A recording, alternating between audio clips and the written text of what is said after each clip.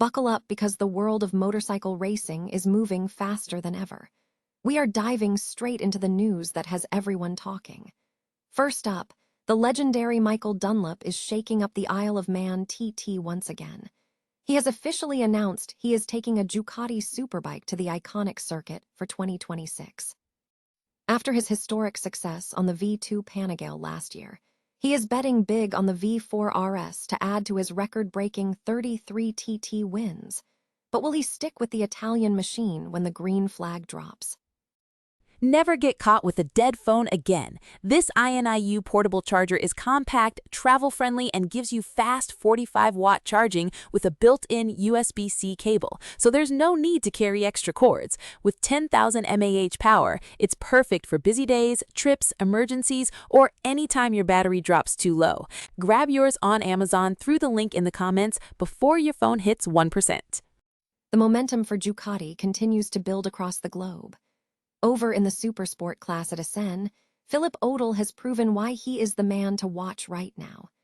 He hit the absolute jackpot in race 2, showing exactly why the Ducati package is currently the one to beat for anyone hoping to secure a spot on the top step of the podium. It is not just about one rider dominating the conversation, though. At the Assen round of the Superbike Championship, we saw a massive statement of intent from Sam Lowes. He is celebrating hard-fought results and actively challenging the factory riders for supremacy on the track. His performance is proving that the gap between the field and the top factory teams is shrinking by the lap. Finally, we have some serious concerns coming out of MotoAmerica. PJ Jacobsen suffered a terrifying, high-speed crash on his Ducati Panigale V4R at Road Atlanta during qualifying. He has been declared medically unfit to race due to a concussion, and our thoughts are with him for a fast recovery. That is all for today, so if you want to stay in the fast lane, make sure you like this video, subscribe to the channel, and hit that notification bell so you never miss an update.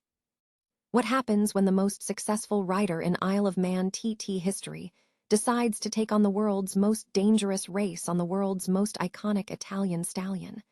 Michael Dunlop just dropped a bombshell, announcing he's officially bringing a Ducati V4 RS to the Superbike class for 2026. This isn't just a rider change, it is a massive statement of intent. After breaking a 30-year dry spell for Ducati in the Supersport class last year, Dunlop joked that his little V2 was getting lonely, so he decided to pair it with the heavy-hitting V4. But let's look at the gravity of this.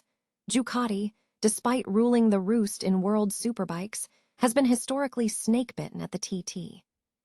Outside of Mike Halewood's legendary 1978 comeback and Robert Holden's 1995 win, this brand hasn't found its footing in the top tier of road racing. Now, they are putting their faith in the man who has already racked up 33 victories on 7 different manufacturers. If anyone can force a Ducati to dance through the streets of Douglas, it is Michael Dunlop. But there is a catch that every racing fan knows all too well: the Dunlop shuffle. We have seen him dump factory deals just days before the event when things didn't feel quite right. He has burned bridges with Yamaha and Honda, and even flirted with the idea of a Ducati Superbike ride twice before, only to pull the plug at the 11th hour.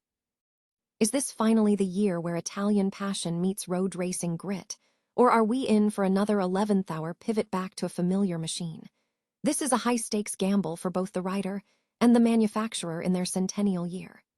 Drop a comment below.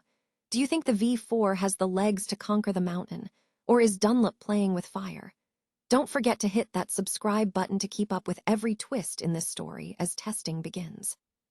Sometimes, history is written not just on the podium, but in the bold, unpredictable moves made in the quiet of the workshop. Ever wondered what it takes to turn a struggling season into a moment of pure magic? That is exactly what we witnessed at the Supersport Assen round, as Philipp Oettl and Ducati finally hit the jackpot in race 2. It was a masterclass in resilience and tactical brilliance that left the paddock buzzing. Oettl has been knocking on the door all year, but here, everything clicked into place perfectly. The bike setup was dialed in, the lines were precise, and the determination was palpable.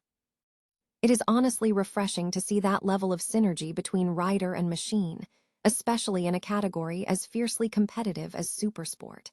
But what does this mean for the rest of the championship? Will this be the catalyst for a dominant run, or just a beautiful flash in the pan? I want to know your take on this. Do you think the Ducati package has finally bridged the gap for good? Drop a comment below, hit that like button if you enjoyed the breakdown, and make sure you're subscribed so you don't miss our next deep dive into the world of racing. Remember, in this sport, the difference between winning and coming home empty-handed is often just one perfect Sunday afternoon. Ever wonder what happens when a seasoned pro shakes up the status quo on the world stage? That is exactly what we saw at Assen this weekend. While Ducati's dominance in the Superbike scene has become a familiar theme, the recent narrative took a thrilling twist as Sam Lowes stepped into the spotlight to challenge the factory titans. It wasn't just about the raw speed of the machines. It was about the grit and tactical brilliance that Lowes brought to the tarmac. Watching him go toe-to-toe with the factory riders was a stark reminder that even in a sport dominated by engineering marvels, the human element, the bravery and the split-second decisions, is what keeps us on the edge of our seats. This performance wasn't just a win for his personal tally. It was a bold statement to the paddock that the hierarchy is never as set in stone as it seems. As we look ahead to the next round, one has to ask, will this spark a new rivalry, or was this just a masterclass in opportunistic racing? We want to hear your take. Did Sam have the luck of the draw, or is this the start of a serious championship surge? Smash that like button, subscribe for more deep dives into the world of superbikes, and remember, in racing, the finish line is just the beginning of the next mystery.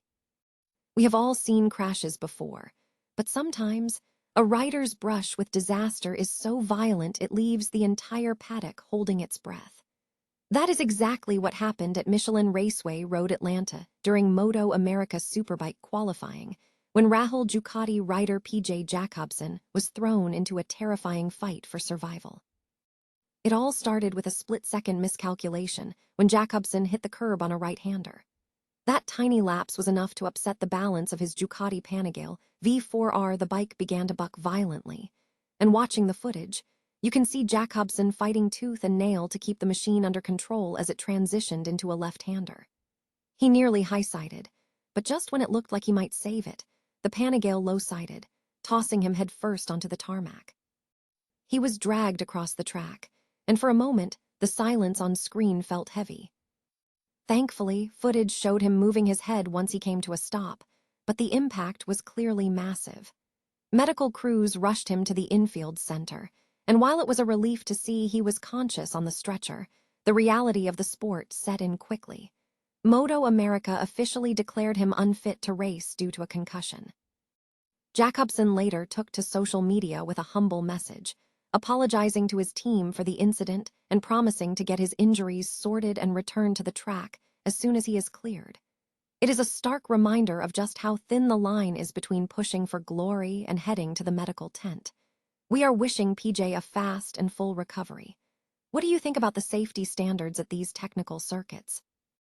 Let us know in the comments below, and don't forget to hit that subscribe button for more updates from the world of motorcycle racing. At the end of the day, the bike can be replaced, but a rider's health is the only thing that truly matters.